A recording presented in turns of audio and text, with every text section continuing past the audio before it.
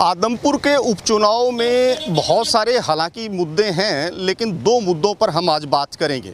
एक है भारतीय जनता पार्टी और उनके गठबंधन को लेकर के रार चली हुई है, और दूसरा आदमपुर का विकास किस तरीके से हिलोरे मार रहा है, उसके दर्शन हम आपको करवाने की कोशिश करेंगे।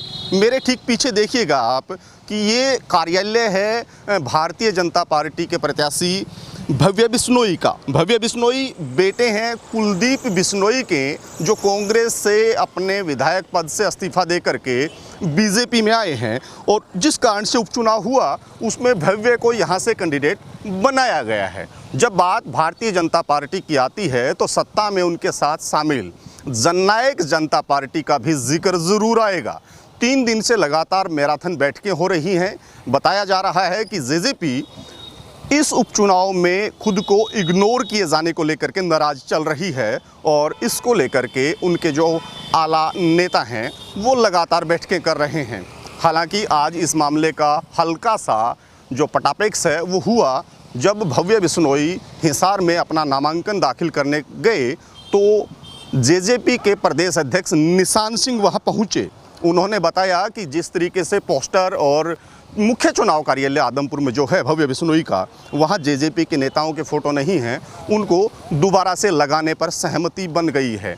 आज सुबह की ये घटना है और उसके बाद शाम हो गई है, लेकिन आपको तस्वीरों में नज़र आ रहा है कि एक बार जो पोस्टर लगे थे उनको हटाया नहीं गया है, बदला नहीं गया है, और जिस तरीके से इस पूरी रार को ख़त्म करने का जिक्र आ रहा था वो अब तक भी कायम दिखाई दे रही है। देखना ये होगा कि क्या वो सिर्फ नामांकन में की गई बयानबाजी थी या वास्तव में इसको लेकर के कोई एक आम सहमति बनी है, ये आने वाला वक्त बताएगा। इसका दूसरा पहलू वो है कि मैं अपने सहयोगी को कहूँगा कि एक बार दिखाएं। बिल्कुल सामने आपको जो दिखाई दे रहा है ये वो आम रास्ता है जो इस मुख्य चुनाव कार्यालय की तरफ आता है।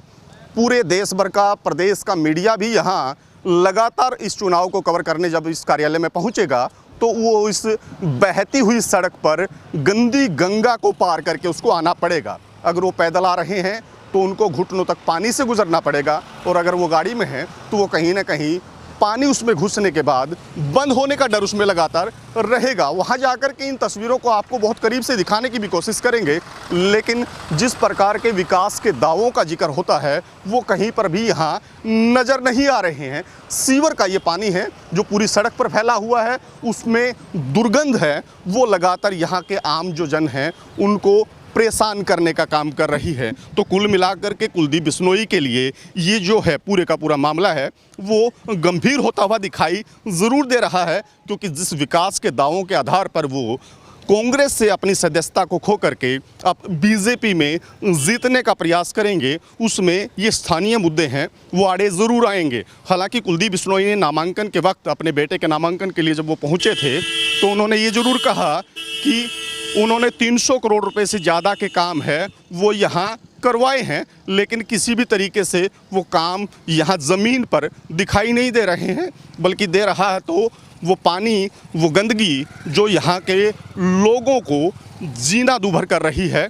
तो ये वो तस्वीरें हैं जो आप देखेंगे। और सबसे बड़ी बात एक और है कि इसमें जो ये पानी जहाँ जमा है उसके बिल्कुल सामने यहाँ का जो हॉस्पिटल है, सरकारी अस्पताल है, उसके सामने का ये नज़ारा है कि मान लीजिए कि कोई बीमार आदमी आता है तो उसे यहाँ इस गंदगी और गंदे पानी से होकर के गुजरना पड़ेगा।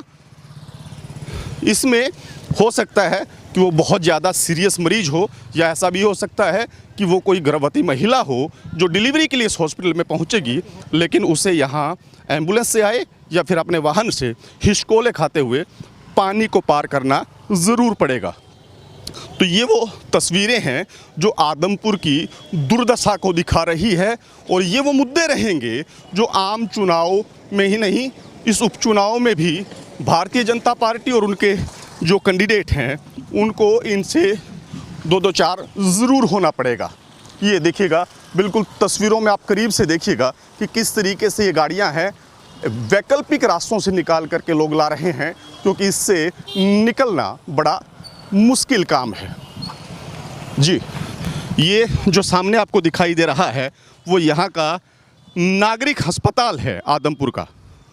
और उसमें से निकलने वाला ये बाइक सवार जो है आप देखेंगे कि किस तरीके से वो इस पानी के गंदे पानी के अंदर से जा रहा है। ये एक आम जो रास्ता है उसका नज़ारा है।